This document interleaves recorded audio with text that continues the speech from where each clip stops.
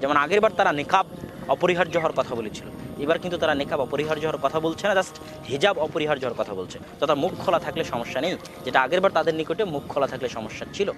তো এরকম অনেক ক্ষেত্রে হয়তো আমরা তাদেরকে কম্প্রোমাইজ করতে দেখতে পারি, তাদের মহিলা ফুটবল বা ক্রিকেট টিমও হয়তো থেকে যেতে পারে।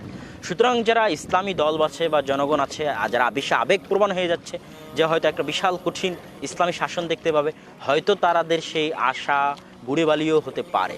তথা কিছুটা ইসলামী আর কিছুটা সেকুলার শাসন দেখা যেতে পারে। সুতরাং বেশি উচ্ছ্বসিত এবং বেশি আবেগপ্রবণ হওয়ারও প্রয়োজন নাই।